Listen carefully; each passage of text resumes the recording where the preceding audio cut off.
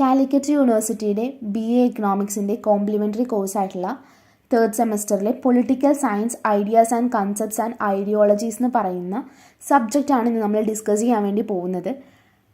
ഇതിലാകെ 5 മൊഡ്യൂൾസാണ് ഉള്ളത്. അതിലെ 5ാമത്തെ മൊഡ്യൂളായിട്ടുള്ള democracy and public opinion എന്ന് പറയുന്ന ആ മൊഡ്യൂളാണ് ഇന്ന് നമ്മൾ പ്രധാനമായും ഡിസ്കസ് ചെയ്യുന്നത്. അതിൽ മെയിനായിട്ട് വരുന്ന ടോപ്പിക്സ് എന്ന് പറയുന്നത് democracy, meaning and post wheats, conditions for the success of democracy, direct democratic devices, referendum, initiative, plebiscite, recall. പിന്നീട് വരുന്നത് public opinion, agents of public opinion, role of public opinion in democracy. നമ്മൾ മുൻപുള്ള ക്ലാസ്സുകളിൽ പഠിച്ചിട്ടുള്ള കുറച്ച് കാര്യങ്ങളും കൂടി നമ്മൾ ഈ ഡെമോക്രസി ആൻഡ് പബ്ലിക് ഒപ്പീനിയൻ എന്ന് പറയുന്ന ചാപ്റ്ററിൽ പഠിക്കുന്നുണ്ട്. അപ്പോൾ നമുക്കിത് ഓരോന്നായിട്ട് എന്താണെന്ന് നോക്കാം. ആദ്യം എന്ന് പറയുന്നത് ഡെമോക്രസിയുടെ ഒരു ഒറിജിൻ അല്ലെങ്കിൽ ഹിസ്റ്ററി എന്നൊക്കെ പറയാം. The origin of this doctrine is to be found in the early Greek and Roman republics. Their government may be said to have rested on this principle. Democracy in its direct form was known to be the ancient Greeks. In ancient Greece, it was found only in the city-states and restricted only to the citizens. Particularly when powerful imperial rulers arose, democracy could not flourish in ancient Indian states.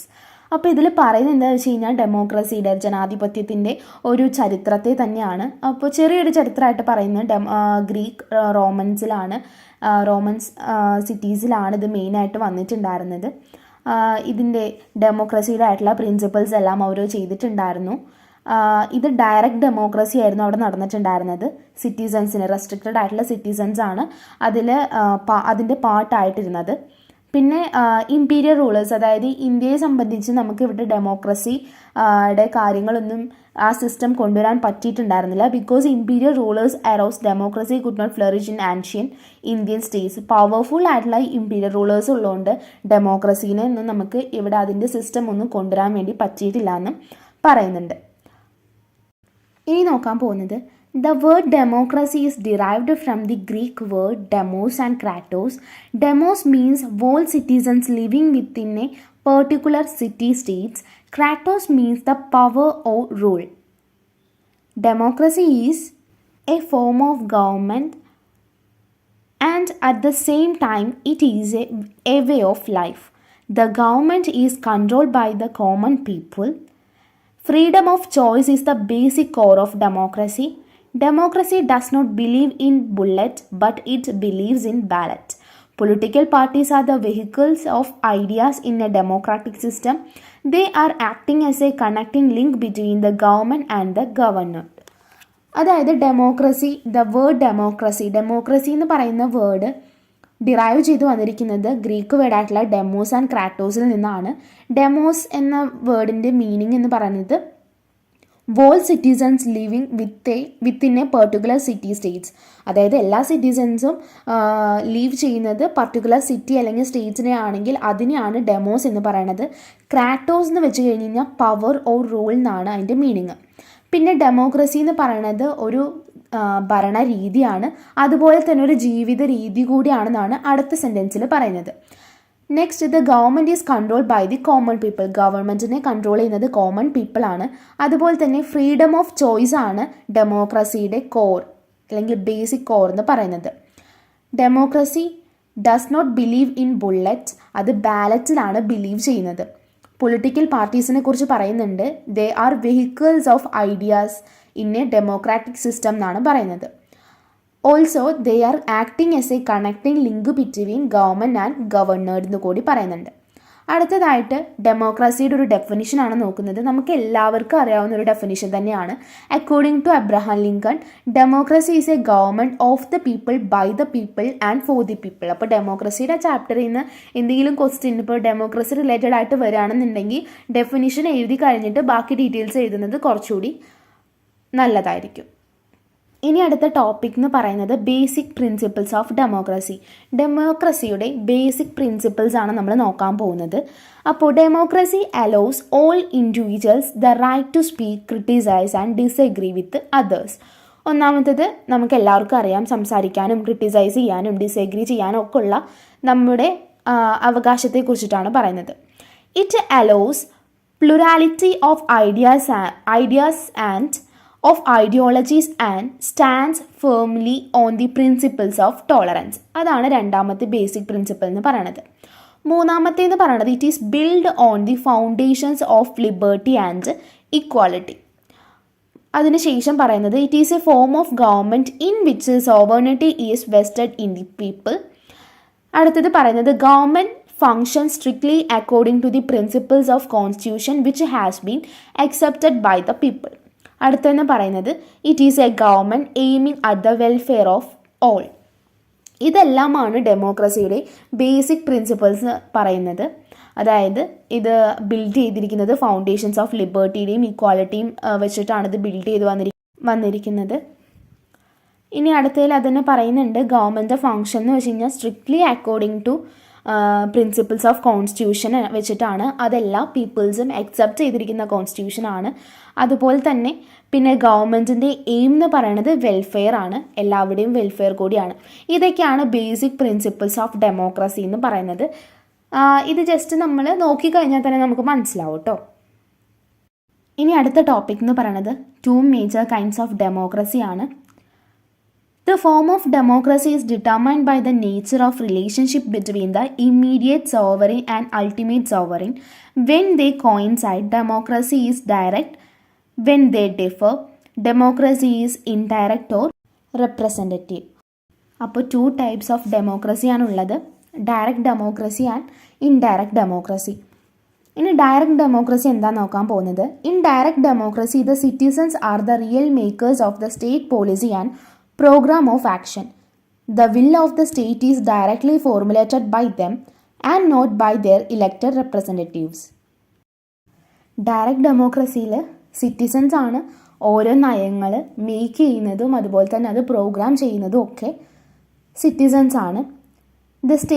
The will of the state is directly formulated by them. അതായത് എല്ലാ കാര്യങ്ങളും സ്റ്റേറ്റിന് വേണ്ട കാര്യങ്ങളെല്ലാം formulate ചെയ്യുന്നത് citizens തന്നെയാണ്, അല്ലാതെ elected representatives അല്ല. അതാണ് ഡയറക്റ്റ് ഡെമോക്രസി എന്ന് പറയുന്നത്, അതായത് പ്രത്യക്ഷ ജനാധിപത്യം എന്ന് പറയുന്നത്. It postulate small states with small populations. Some direct democratic devices such as referendum and initiatives are in operations today in Switzerland and in a few states of United States of America. In these states, representative democracy prevails, but its evils are sought to be removed through these direct democratic checks.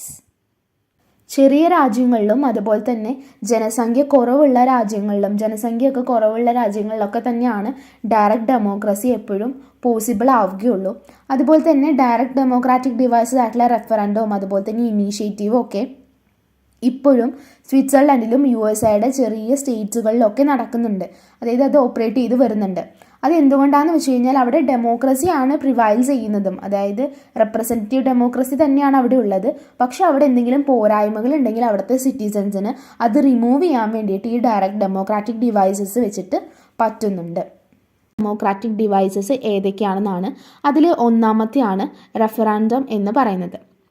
Referendum means refer an issue to the people to know the opinion of the people. It is an instrument of direct democracy. It provides the people an opportunity to approve or to reject a legislative measure already passed by the legislature. Referendum എന്ന് പറയുന്നത് refer an opportunity to the people. അതായത് ഒരു ഇഷ്യൂസിനെ പീപ്പിൾസിന് മുന്നിലേക്ക് കൊണ്ടുവന്നിട്ട് അവരുടെ opinion ചോദിക്കുകയാണ്. അതുപോലെ തന്നെ പീപ്പിൾസിനൊരു ഓപ്പർച്യൂണിറ്റി കൊടുക്കുകയാണ് to approve or reject legislative measure. അതായത് ലെജിസ്ലേച്ചർ ഓൾറെഡി പാസ് ചെയ്തിരിക്കുന്ന എന്തെങ്കിലും ഒരു ലെജിസ്ലേറ്റീവിനെ അപ്രൂവ് ചെയ്യാനും റിജക്റ്റ് ചെയ്യാനുള്ള ഒരു അധികാരം കൂടി, ഒരു ഓപ്പർച്യൂണിറ്റി കൂടി റെഫറൻഡത്തിൽ കൊടുക്കുന്നുണ്ട്. It becomes the law and if the reject it then the proposal is dropped. ഇനി ഈ സമയത്ത് സിറ്റിസൺസ് അത് റിജക്റ്റ് ചെയ്യുകയാണെന്നുണ്ടെങ്കിൽ ആ പ്രപ്പോസൽ തന്നെ ഡ്രോപ്പ് ചെയ്ത് പോകും. The device of referendum is widely practised in Switzerland. ഇപ്പോഴും സ്വിറ്റ്സർലൻഡിൽ റെഫറൻഡം എന്ന് പറയുന്ന ഈ ഡെമോക്രാറ്റിക് ഡിവൈസ് യൂസ് ചെയ്യുന്നുണ്ട്. There are 2 kinds of referendum. ഒന്നാമത്തേത് ഓപ്ഷണൽ റെഫറൻഡം, രണ്ടാമത്തേത് compulsory referendum. In optional referendum, the legislative proposal is submitted through referendum only on the basis of demands of the people. It is used for ordinary laws. Optional referendum എന്ന് പറയുന്നത് അത് ഓപ്ഷനാണ്. Legislative proposal submit ചെയ്യുന്നു, referendum only on the basis of demand. ആ പീപ്പിൾസിൻ്റെ demand അനുസരിച്ച് മാത്രമാണ് അത് റെഫറാൻഡം ചെയ്യുന്നത്. അതായത് ഓപ്ഷണലാണത്, കാരണം അത് ഓർഡിനറി ലോസിന് വേണ്ടിയിട്ടാണ് ഈ ഓപ്ഷണൽ റെഫറാൻഡം എടുക്കുന്നത്. പക്ഷേ കമ്പൽസറി റെഫറാൻഡം എന്തെന്ന് വെച്ച് കഴിഞ്ഞാൽ, compulsory referendum is used for constitutional amendment, adoption of international treaties and agreements etcetera. Compulsory referendum എന്ന് പറയുന്നത് അത് കോൺസ്റ്റിറ്റ്യൂഷണൽ അമെൻമെൻറ്റ്സും അതുപോലെ തന്നെ അഡോപ്ഷൻ ഓഫ് ഇൻ്റർനാഷണൽ ട്രീറ്റീസ് അതുപോലെ തന്നെ എഗ്രിമെൻറ്റ്സ് ഒക്കെ കൊണ്ടുവരാൻ വേണ്ടിയിട്ട് റെഫറാൻഡം കൊടുക്കുന്നതാണ്. അപ്പോൾ അത് മസ്റ്റായിട്ടും ചെയ്യേണ്ട ഒരു കാര്യമാണ്. അതുകൊണ്ടാണ് അതിനെ കമ്പൽസറി റെഫറാൻഡം എന്ന് പറയുന്നത്. അടുത്ത ഡയറക്റ്റ് ഡെമോക്രാറ്റിക് ഡിവൈസ് എന്ന് പറയുന്നത് ഇനീഷ്യേറ്റീവ് ആണ്. Initiative is A direct democratic device which ensures the direct participation of the people in the law-making process. It indicates the right of the people to initiate a legislation. Law-making processന് അകത്ത് പീപ്പിൾസിനുള്ള ഒരു direct പാർട്ടിസിപ്പേഷനെയാണ് ഇനീഷ്യേറ്റീവിൽ പറയുന്നത്. It indicates right of the people to initiate legislation. ലെജിസ്ലേഷനിൽ അങ്ങനെ പീപ്പിൾസിന്, കോമൺ പീപ്പിൾസിന് ഇനീഷ്യേറ്റീവ് എടുക്കാൻ വേണ്ടി കഴിയുന്നു. അതിന് 3 പ്രൊസീജിയേഴ്സ് ഉണ്ട്. It's 3 procedures are the following. ഒന്നാമത്തെ, a prescribed number of voters through a petition suggest to the legislature to initiate certain law or to initiate certain constitutional amendments needed to them. രണ്ടാമത്തെ, voters themselves may draft a bill and obtain popular votes for its adoption. Voters അവർക്ക് വേണ്ട ഒരു bill draft ചെയ്തെടുക്കുന്നു, അതിനുശേഷം അത് popular വോട്ട്സിലേക്ക് കൊണ്ടുവരുന്നു. ആ popular votes കിട്ടിക്കഴിഞ്ഞ് കഴിഞ്ഞാൽ അതൊരു ലോ ആയിട്ട് മാറുന്നു. അപ്പോൾ അത് കോൺസ്റ്റിറ്റ്യൂഷൻ അഡോപ്റ്റ് ചെയ്യേണ്ടി വരുന്നു. അപ്പോൾ ഇതാണ് രണ്ടാമത്തെ കാര്യമെന്ന് പറയുന്നത്. മൂന്നാമത്തെ പ്രൊസീജിയർ എന്ന് പറയുന്നത്, voters may ask the legislature to consider a particular question of law and then put in to the voters for their decision. ഇതാണ് മൂന്നാമത്തേത്. അടുത്തത്, the 2 kinds of initiatives are the following. നമ്മൾ റെഫറാൻഡം പഠിച്ചപ്പോഴും 2 kinds ഓഫ് റെഫറാൻഡം പഠിച്ചു. അതുപോലെ തന്നെ ഇനീഷ്യേറ്റീവും 2 kinds ഉണ്ട്. Formulative ഇനീഷ്യേറ്റീവും അൺഫോർമുലേറ്റീവ് ഇനീഷ്യേറ്റീവും. A formulative initiative is a fully drafted legislative proposal from the people. Formulative initiative എന്ന് വെച്ച് കഴിഞ്ഞാൽ അത് ഓരോ ബിൽസോ അല്ലെങ്കിൽ ലെജിസ്ലേച്ചറും എല്ലാം തന്നെ fully drafted by the proposal of the people ആണ്. But an unformulative initiative is a general proposal for legislation. ആ അൺഫോർമുലേറ്റീവ് ഇനീഷ്യേറ്റീവ് എന്ന് പറയുന്നത് ജനറൽ പ്രപ്പോസലാണ് ലെജിസ്ലേഷന് വേണ്ടിയിട്ടുള്ളത്. ഇനി അടുത്ത ഡയറക്റ്റ് ഡെമോക്രാറ്റിക് ഡിവൈസ് എന്ന് പറയുന്നത് പ്ലെബിസൈറ്റ് ആണ്. Plebiscite is not a direct legislative device but an direct political device. Plebiscite is a device to obtain the opinion of the people on certain political matters of public importance. Through the plebiscite, the people are called upon to express their opinion on political issues of public importance, statecraft, and of their own policy matters. Plebiscite is used to solve problems of international frontiers, internal boundaries in a federal state, etc. Plebiscite എന്ന് വെച്ച് കഴിഞ്ഞാൽ അതൊരു legislative device ആണ്, but and direct political device. Internal boundaries in a federal state etcetera. Plebiscite എന്ന് വെച്ച് കഴിഞ്ഞ് കഴിഞ്ഞാൽ it's not a direct legislative, അതൊരു പൊളിറ്റിക്കൽ ഡിവൈസ് ആണ്. അതായത് രാഷ്ട്രീയപരമായിട്ടുള്ള ഇഷ്യൂസിൽ അതുപോലെ തന്നെ അങ്ങനത്തെ മാറ്റേഴ്സിലെല്ലാം പൊളിറ്റിക്കൽ മാറ്റേഴ്സിലൊക്കെ പബ്ലിക്കിനുള്ള ഇമ്പോർട്ടൻസും അവരുടെ ഒപ്പീനിയൻസ് അറിയാൻ വേണ്ടിയിട്ടാണ് പ്ലെബിസൈറ്റ് ചെയ്യുന്നത്.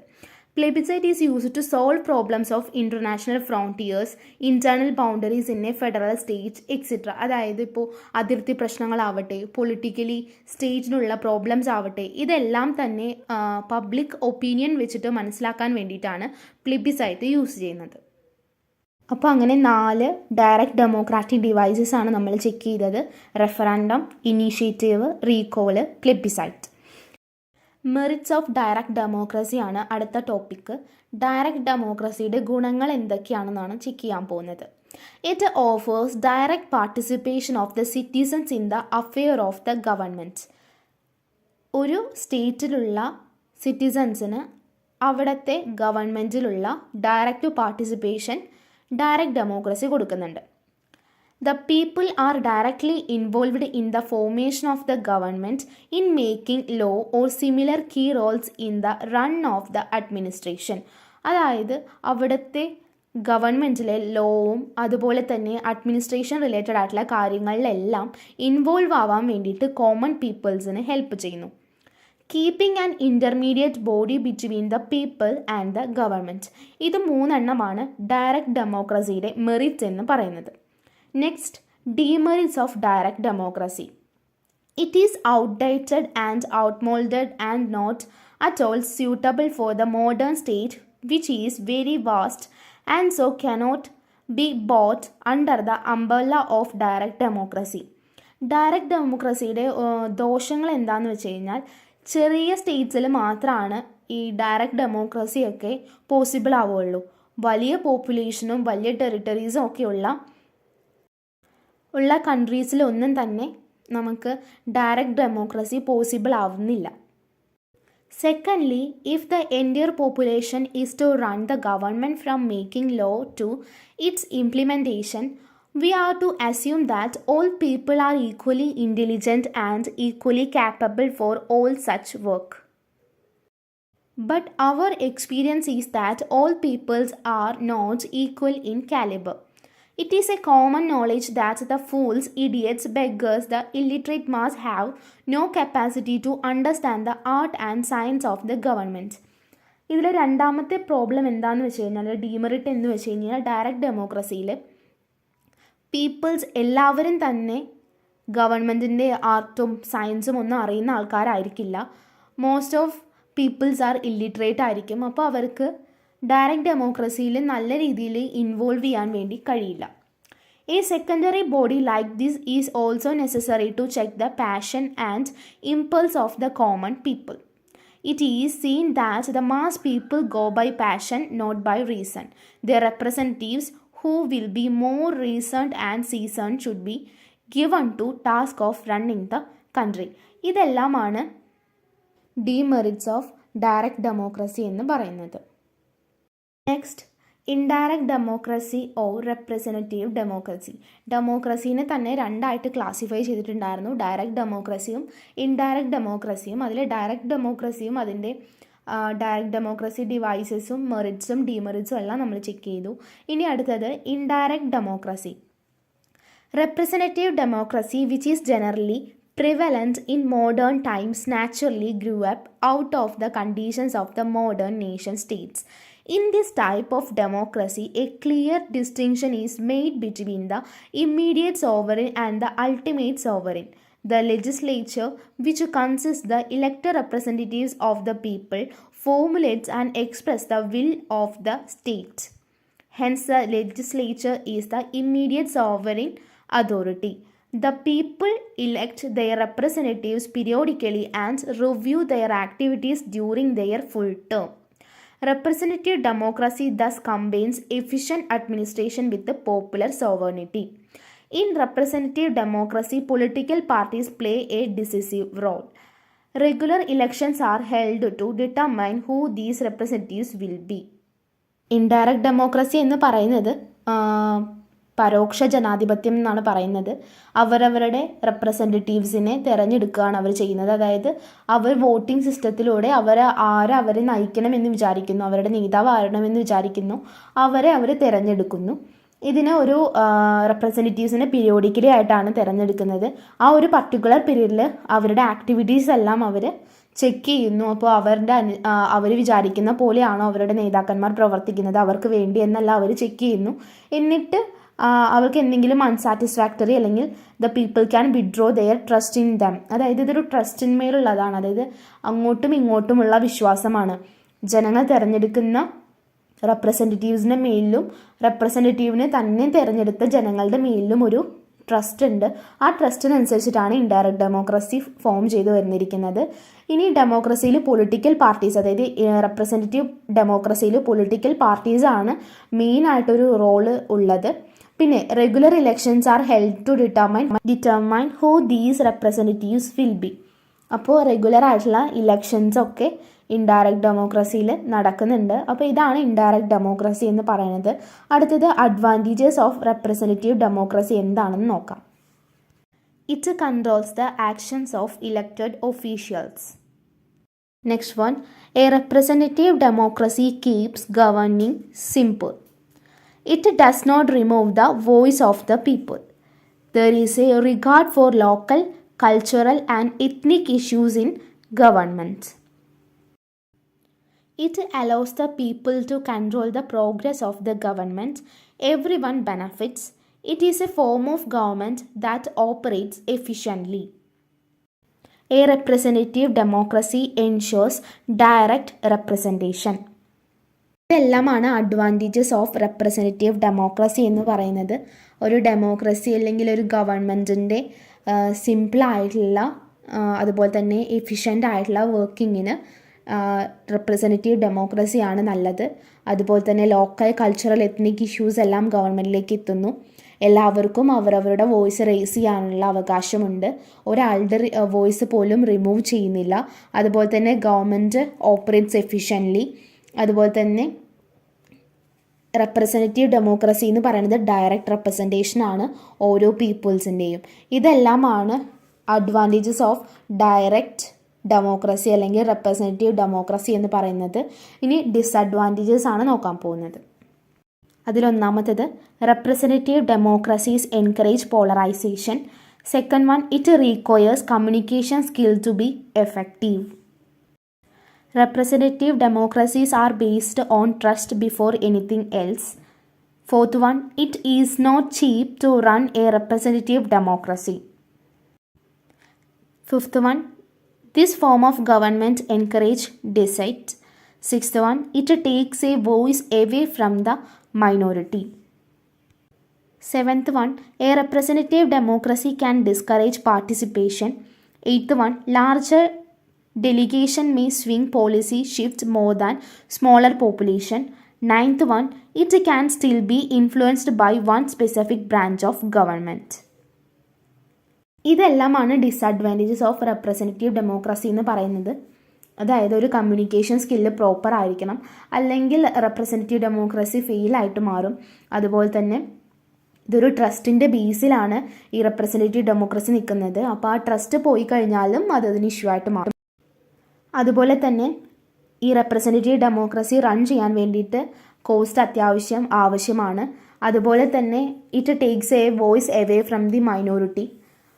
അതുപോലെ തന്നെ a representative democracy can discourage participation. When people don't care who represents them to their government, then there is no incentive to participate in an election. അതുപോലെ തന്നെ it can still be influenced by one specific government. അപ്പോൾ ഇതെല്ലാമാണ് disadvantages എന്ന് പറയുന്നത്. ഇപ്പോൾ ഡെമോക്രസിയുടെ ഒരു essay പോലെ വന്നു കഴിഞ്ഞ് കഴിഞ്ഞാൽ ഡെമോക്രസിയും ഈ ഡീറ്റെയിൽസും എല്ലാം തന്നെ എഴുതേണ്ടി വരും. Types of democracy under the US constitution എന്ന് പറഞ്ഞു കഴിഞ്ഞാൽ direct democracy versus representative democracy എഴുതാം. അതുപോലെ constitutional democracy versus non constitutional democracy എഴുതാം. Federal democracy versus unitary democracy എഴുതാം.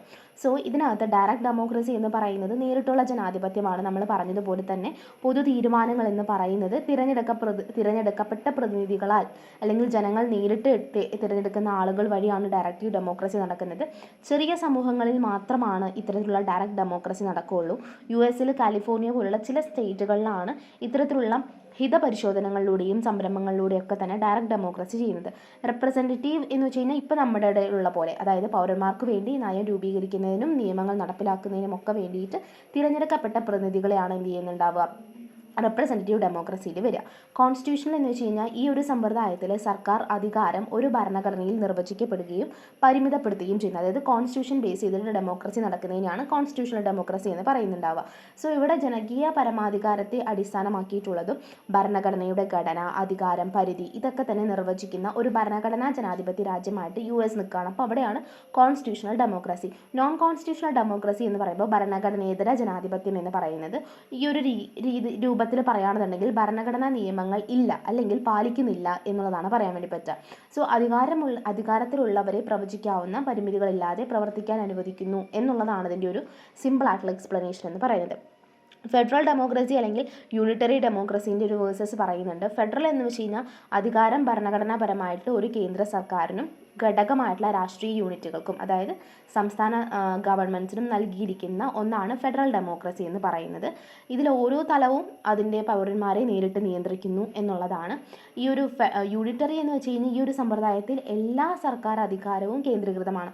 ഒരൊറ്റ യൂണിറ്റിലാണ് ഇതെല്ലാം തന്നെ നിൽക്കുക. അവരായിരിക്കും നയങ്ങൾ നിയന്ത്രിക്കുന്നതും എല്ലാ കാര്യങ്ങളും ചെയ്യുന്ന അധികാരം എന്ന് പറയുന്നത് എല്ലാവർക്കും കൊടുക്കുന്നത്. ഗ്രേറ്റ് ബ്രിട്ടൻ ആണ് ഇതിനൊരു എക്സാമ്പിൾ എന്ന് പറയുന്നത്.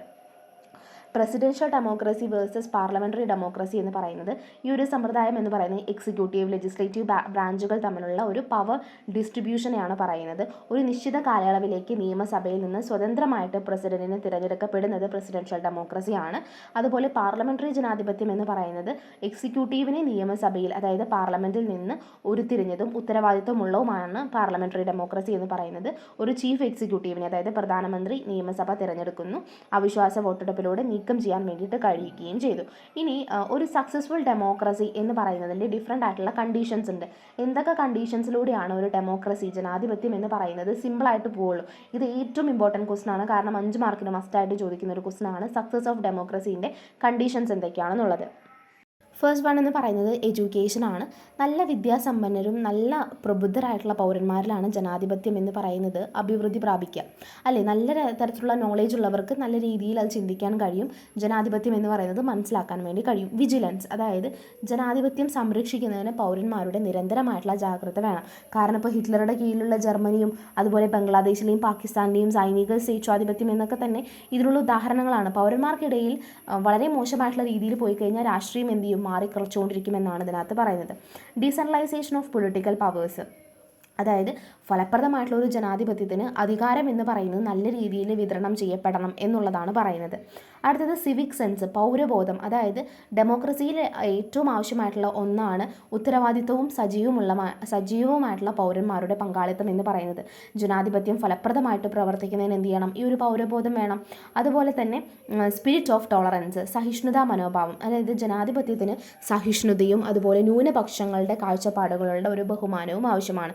ഈ ഭൂരിപക്ഷ ഗ്രൂപ്പുകൾ ന്യൂനപക്ഷങ്ങളുടെ കുറച്ചുകൂടി കാര്യങ്ങൾ അവർ ശ്രദ്ധിക്കണമല്ലോ. അതുപോലെ അഭിപ്രായ സ്വാതന്ത്ര്യം, കൂട്ടായിട്ടുള്ള പത്രസ്വാതന്ത്ര്യം, ഇതൊക്കെ തന്നെ ജനാധിപത്യത്തിന് ഇമ്പോർട്ടൻ്റ് ആയിട്ടുള്ള കാര്യങ്ങളാണ്. മൗലിക അവകാശങ്ങൾ ഉൾക്കൊള്ളുന്ന ഒരു ഭരണഘടന, അതായത് വ്യക്തി സ്വാതന്ത്ര്യം സംരക്ഷിക്കുന്നതിനും സർക്കാരിൻ്റെ അധികാരങ്ങളൊക്കെ തന്നെ വ്യക്തമായിട്ടുള്ള രീതിയിൽ നിർത്തുന്നതുമായിട്ടുള്ള ഒരു ഭരണഘടന എന്ന് പറയുന്നത് അത്യാവശ്യമാണ്.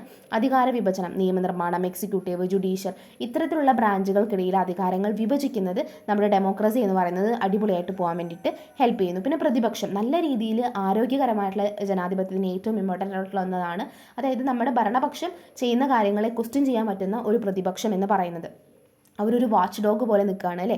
അതുപോലെ സംഭാഷണവും പങ്കാളിത്തവും, തുടർച്ചയായിട്ടുള്ള രീതിയിലുള്ള കോൺവെർസേഷൻസ്, പൊതുകാര്യങ്ങളിൽ പൗരന്മാരുടെ സജീവ പങ്കാളിത്തം എന്ന് പറയുന്നത് ഡെമോക്രസിക്ക് അത്യന്താപേക്ഷിതമാണ്. പ്രിൻസിപ്പിൾസ് ഓഫ് ഡയറക്റ്റ് ഡെമോക്രസി എന്ന് പറയുന്നത് ബോട്ടം അപ്പ് അപ്രോച്ചാണ്. അതായത് ജനങ്ങളിൽ നിന്ന് വരുന്ന രീതിയിൽ, അതായത് യഥാർത്ഥമായിട്ടുള്ള ഒരു ഡെമോക്രസിയിൽ സംരംഭങ്ങൾ, റഫറൻഡങ്ങൾ, ഇതൊക്കെ തന്നെ പൗരന്മാരിൽ നിന്നാണ് വരേണ്ടത്, സർക്കാരിൽ നിന്നല്ല. അപ്പോൾ ജനങ്ങളാണ് പ്രധാനമെന്ന് തോന്നുന്ന കാര്യങ്ങളിൽ അവിടെ എന്ത് ചെയ്യുന്നുണ്ട്? ബോട്ടം അപ്രോച്ചാണ്, അതായത് ബോട്ടം ടു അപ്പ് എന്നുള്ള രീതിയിലുള്ള അപ്രോച്ചാണ് അതിനകത്ത് പറയുന്നത്.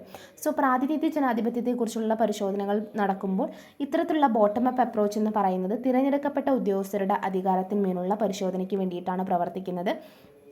Reversibility and regularity of decisions, നേരിട്ടുള്ള ജനാധിപത്യത്തിലൂടെ എടുക്കുന്ന തീരുമാനങ്ങൾ എപ്പോഴും എന്ത് ചെയ്യുന്നുണ്ട്? അവലോകനം ചെയ്യുന്നുണ്ട്, വീണ്ടും ചിന്തിക്കുന്നുണ്ട്. അപ്പോൾ അത്തരത്തിൽ നിയമങ്ങളും നയങ്ങളും ഒക്കെ തന്നെ ജനങ്ങളുടെ നിലവിലുള്ള ഇൻട്രസ്റ്റിനെ പ്രതിഫലിപ്പിക്കുന്നതാണെന്നുള്ളതാണ് റിവേഴ്സബിലിറ്റി എന്ന് പറയുന്നത്. അതുപോലെ തന്നെ പോപ്പുലർ ആയിട്ടുള്ള വോട്ടുകളുടെ നിയമസാധ്യത, അതായത് തീരുമാനങ്ങൾക്ക് പതിവായിട്ട് അപ്ഡേറ്റ്സുകൾ നൽകുക, അനുവദിക്കുക, അങ്ങനെ ഒറ്റത്തവണ വോട്ടുകളുടെ ചതിക്കുഴികൾ ഒഴിവാക്കുകയും ജനാധിപത്യ പ്രക്രിയയുടെ ഒരു നിയമസാധ്യതയെക്കുറിച്ച് പറയുന്നുണ്ട്. ലോക്കൽ ഇംപ്ലിമെൻറ്റേഷൻ എന്ന് പറയുന്നത് ദേശീയ തലത്തിലേക്ക് നമ്മൾ ഉയർത്തുന്നതിന് വേണ്ടിയിട്ട് പട്ടണങ്ങൾ, മുനിസിപ്പാലിറ്റികൾ തുടങ്ങിയവയുടെയൊക്കെ തന്നെ പ്രാദേശിക സർക്കാർ തലങ്ങളിൽ നേരിട്ടുള്ള ജനാധിപത്യം ആദ്യം നടപ്പിലാക്കുന്നതിനാണ് ലോക്കൽ ഇംപ്ലിമെൻറ്റേഷൻ എന്ന് പറയുന്നത്. പറയുന്നത്. അപ്പോൾ ഇവിടെ എന്ന് വെച്ച് കഴിഞ്ഞാൽ കുറച്ചുകൂടി ജനാധിപത്യ ഉപകരണങ്ങളും പരീക്ഷണങ്ങളും ഒക്കെ തന്നെ നടക്കുന്ന മൂലം വിജയകരമാവാൻ വേണ്ടി ചാൻസ് കൂടുതലാണ്. Stable referendum and initiative laws എന്ന് പറയുന്നത് റെഫറൻസുകളും അതുപോലെ സംരംഭങ്ങളും ഒക്കെ തന്നെ നിയന്ത്രിക്കുന്ന അടിസ്ഥാന നിയമങ്ങൾ എന്ന് പറയുന്നത് സ്റ്റേബിളായിട്ട് സസ്റ്റൈനബിൾ ആയിട്ട് നിൽക്കുകയാണ്. അപ്പോൾ ഇടയ്ക്കിടെയൊക്കെ എന്ത് ചെയ്യണം, വെറുതെ അമെൻമെൻറ്റ്സുകൾ കൊണ്ടുവരാൻ വേണ്ടി പാടില്ല, പക്ഷേ സ്ഥിരത എന്ന് പറയുന്നത് നിലനിൽക്കണമെന്ന് പറയുന്നു. ഇതാണ് പ്രിൻസിപ്പിൾസ് ഓഫ് ഡെമോക്രസി എന്ന് പറയുന്നത്. ഇനി അടുത്ത് മെറിറ്റ്സ് ഓഫ് ഡെമോക്രസി എന്ന് പറയുന്നത്. സോ വളരെ സുസ്ഥിരമായിട്ടുള്ളൊരു സർക്കാരാണ് ഇതിനുള്ള കാര്യമെന്ന് പറയുന്നത്. ജനാധിപത്യം എന്ന് പറയുന്നത് പൗരന്മാർക്ക് തിരഞ്ഞെടുപ്പിലൂടെ അവരുടെ സർക്കാരിനെ മാറ്റുന്നതിനുള്ള ഒരു സമാധാനപരമായിട്ടുള്ള മാർഗ്ഗമാണ് നൽകുക, അല്ലേ? അതായത് ജനാധിപത്യം കൊണ്ട്. പിന്നെ ദേശസ്നേഹം പ്രോത്സാഹിപ്പിക്കുന്നു, സമത്വം എന്ന് പറയുന്ന കാര്യം കൊണ്ടുവരുന്നത്. അതായത് ജനാധിപത്യം എല്ലാ വ്യക്തികളെയും അവരുടെ സാമൂഹിക സാമ്പത്തിക നില കണക്കിലെടുക്കാതെ തുല്യമായിട്ടാണ് പരിഗണിക്കുന്നത്. പിന്നെ പൊതുജന അഭിപ്രായം എന്ന് പറയുന്നത് അവർ എടുക്കുന്നുണ്ട്, വ്യക്തി സ്വാതന്ത്ര്യത്തെ ഉയർത്തിപ്പിടിക്കുന്നുണ്ട്, രാഷ്ട്രീയമായിട്ടുള്ള വിദ്യാഭ്യാസം ഓരോ പൊളിറ്റിക്കൽ പാർട്ടീസും നൽകുന്നുണ്ട്. അതുപോലെ തന്നെ പീസ് ആൻഡ് ഓർഡർ മെയിൻറ്റെയിൻ ചെയ്യുന്നുണ്ട്. ധാർമ്മികമായിട്ടുള്ള സദ്ഗുണങ്ങൾ ഓരോരുത്തരുടെ ജനാധിപത്യത്തിലൂടെ സഹകരണവും സഹിഷ്ണുതയും ആത്മത്യാഗം തുടങ്ങിയിട്ടുള്ള കാര്യങ്ങൾ പഠിപ്പിക്കുന്നുണ്ട്. പിന്നെ ഒരു പൗരത്വം എന്ന് പറയുന്ന ഒരു കാര്യം, അതായത് വോട്ടവകാശം വിനിയോഗിക്കുന്നതിലൂടെ ഭരണത്തിലെ പങ്കാളിത്തത്തിലൂടെയും ജനാധിപത്യം എന്ന് പറയുന്നത് എത്രത്തോളം ഓരോ പൗരന്മാരുടെ ഇടയിൽ പരിശീലനം നടത്തുന്നതെന്ന് നമുക്ക് മനസ്സിലാക്കാൻ വേണ്ടി പറ്റും. പക്ഷേ ഡീമെറിറ്റ്സ് ഓഫ് ഡെമോക്രസി എന്ന് പറയുന്നത് വളരെ ചിലവേറിയുള്ള രീതിയിലാണ് അത് പോകുന്നത്. കാരണം ഇടയ്ക്കിടെയുള്ള തെരഞ്ഞെടുപ്പുകൾ നടക്കുമ്പോൾ തിരഞ്ഞെടുപ്പ് പ്രചാരണവുമായിട്ട് ബന്ധപ്പെട്ടിട്ടും മറ്റ് ചിലവുകളൊക്കെ തന്നെ ജനാധിപത്യത്തെ വളരെയധികം ചിലവേറിയലാക്കുന്നു. പിന്നെ കാര്യക്ഷമത ഇല്ലാതെ എന്ത് ചെയ്യും, ചില സമയത്ത് പതിയായിരിക്കും ജനാധിപത്യത്തിൽ തീരുമാനങ്ങൾ എടുക്കുന്നത്. കാരണം പലപ്പോഴും നീണ്ട തരത്തിലുള്ള ചർച്ചകളും സംവാദങ്ങളും വേണ്ടിവരും. പിന്നെ എല്ലാ വോട്ടുകൾക്കും തുല്യ മൂല്യം നൽകണം. അതായത് ജനാധിപത്യ ഗുണനിലവാരത്തേക്കാൾ അളവിനെയാണ് വിലമതിക്കുന്നത്. ഇപ്പോൾ വിദ്യാഭ്യാസ നിലവാരമോ അറിവോ കണക്കിലെടുക്കാതെയുള്ള എല്ലാ വോട്ടുകളും തുല്യമായിട്ടാണ് കാണുന്നത്. ഇപ്പോൾ തോന്നുന്ന പാർട്ടിക്ക് തോന്നുന്ന പോലെ വോട്ട് ചെയ്യുന്നു. വിദ്യാഭ്യാസമുള്ളവർ നല്ല കാര്യം ചെയ്യുന്ന സമയത്ത് ഇൻഫ്ലുവൻസ്ഡ് ആയിട്ടുള്ള മറ്റാളുകൾ എന്ത് ചെയ്യുന്നുണ്ട്, ചിലപ്പോൾ മാറ്റിക്കുത്താനും ചാൻസ് ഉണ്ട്. പിന്നെ സമ്പന്നരുടെ സ്വാധീനം ഉണ്ടാവാം, പിന്നെ പാർട്ടിയിലെ മേധാവികളുടെ പങ്കുകൾ ഉണ്ടാവാം, പിന്നെ ദുർബലവും അസ്ഥിരവുമായിട്ടുള്ള ഒരു ഗവൺമെൻറ് ഉണ്ടാവാം. ഇതൊക്കെ തന്നെ ഇതിൻ്റെ ഡീമെറിറ്റ്സ് ആണ്. പിന്നെ രാഷ്ട്രീയ പാർട്ടികളുടെ ദുഷിച്ചമായിട്ടുള്ള കളികൾ ഉണ്ടാവും, അതായത് പലതരത്തിലുള്ള കൃത്രിമത്വം കാണിക്കൽ, ചൂഷണം ചെയ്യൽ, ഇങ്ങനത്തെ പ്രശ്നങ്ങളൊക്കെ ഉണ്ടാവും. അപ്പോൾ ഇതൊക്കെ തന്നെ ഇതിൻ്റെ ഡീമെറിറ്റ്സ് ആണെന്ന് നമുക്ക് പറയാൻ വേണ്ടി പറ്റും. ഇനി നമ്മൾ ഡിസ്കസ് ചെയ്യുന്നത് difference between liberal democracy and socialist ഡെമോക്രസിനെ കുറിച്ചിട്ടാണ്. സോ ഫസ്റ്റ് വൺ എന്ന് പറയുന്നത് property and the means of production. അപ്പോൾ ഈ ലിബറൽ ഡെമോക്രസി എന്താണ്, സോഷ്യലിസ്റ്റ് ഡെമോക്രസി എന്താണെന്ന് നമുക്കറിയാം. അപ്പോൾ ഇത് തമ്മിലുള്ള ഡിഫറൻസ്, അപ്പോൾ ഈ ഒരു സ്വത്തും അതായത് പ്രോപ്പർട്ടിയും മീൻസ് ഓഫ് പ്രൊഡക്ഷനും ഉൽപ്പാദന മാർഗവും തമ്മിലുള്ള വ്യത്യാസം എന്ന് പറയുന്നത് ലിബറൽ ഡെമോക്രസിനെ സംബന്ധിച്ച് സ്വകാര്യ സ്വത്ത്, അതുപോലെ ഇത്തരത്തിലുള്ള ഉൽപ്പാദന ഉപകരണങ്ങളുടെ ഒക്കെ തന്നെ സ്വകാര്യ ഉടമസ്ഥത എന്ന് പറയുന്നത് അതിൻ്റെ ബേസാണ്, അടിസ്ഥാനപരമാണ്. സ്വകാര്യമായിട്ടുള്ള സംരംഭങ്ങൾ സ്വന്തമാക്കാനും നിയന്ത്രിക്കാനും ഒക്കെ തന്നെ പൗരന്മാർക്ക് ഇതിലൂടെ അവകാശമുണ്ട്. സോഷ്യലിസ്റ്റ് ഡെമോക്രസിയിലേക്ക് പോകുമ്പോൾ സ്വകാര്യമായിട്ടൊരു സ്വത്തില്ല അവിടെ. ഓക്കെ, സോഷ്യലിസ്റ്റ് ഡെമോക്രസിയിൽ സ്വകാര്യ സ്വത്തില്ല. വർഗവ്യത്യാസങ്ങളും സാമ്പത്തിക ചൂഷണങ്ങളും ഇല്ലാതാക്കുക എന്ന ലക്ഷ്യത്തോടു കൂടിയിട്ടാണ് പലതരത്തിലുള്ള ഉൽപ്പാദന ഉപകരണങ്ങൾ പൊതുജനങ്ങളുടെ ഒരു കൂട്ടായ ഉടമസ്ഥത എന്നുള്ളതൊക്കെയാണ് സോഷ്യലിസ്റ്റ് ഡെമോക്രസിയുടെ ഒരു ഡിഫറൻസിൽ നമ്മൾ ഈ ഒരു സ്വത്തും ഉൽപ്പാദന മാർഗത്തിനനുസരിച്ച് പറയുന്നത്. അടുത്തത് റൈറ്റ്സ് ആൻഡ് ഫ്രീഡം ആണ്. ലിബറൽ ഡെമോക്രസിനെ സംബന്ധിച്ച് അവകാശവും സ്വാതന്ത്ര്യം എന്ന് പറയുന്നത് സ്വത്തവകാശം, അഭിപ്രായ സ്വാതന്ത്ര്യം, രാഷ്ട്രീയമായിട്ടുള്ള അഭിപ്രായ സ്വാതന്ത്ര്യം, പൗരൻ അവകാശങ്ങൾ, ഇതൊക്കെ തന്നെ എന്ത് ചെയ്യുന്നുണ്ട്, ലിബറൽ ഡെമോക്രസി ഊന്നൽ നൽകുന്നുണ്ട്. സോഷ്യലിസ്റ്റ് ഡെമോക്രസിനെ സംബന്ധിച്ച് ലിബറൽ ജനാധിപത്യങ്ങളിൽ കാണുന്ന വ്യക്തിഗത രാഷ്ട്രീയ പൗര സ്വാതന്ത്ര്യങ്ങളും ഒക്കെ തന്നെ മുൻഗണന നൽകുന്നത് ജോലി, വിശ്രമം, സുരക്ഷ തുടങ്ങിയിട്ടുള്ള സാമ്പത്തികവും സാമൂഹികവുമായിട്ടുള്ള അവകാശങ്ങളിലാണ് ശ്രദ്ധ കേന്ദ്രീകരിക്കുന്നത്. അപ്പോൾ ഓവറോളായിട്ട് സോഷ്യലിസ്റ്റും ഈ ഒരു ലിബറൽ ഡെമോക്രസിയും അവകാശവും സ്വാതന്ത്ര്യവും തമ്മിലുള്ള ഒരു ഡിഫറൻസ് മനസ്സിലായി. മീഡിയ കൺട്രോളിനെ സംബന്ധിച്ച് ലിബറൽ ഡെമോക്രസിയിൽ മാധ്യമങ്ങൾക്ക് സ്വതന്ത്രമായി പ്രവർത്തിക്കാൻ വേണ്ടി പറ്റും.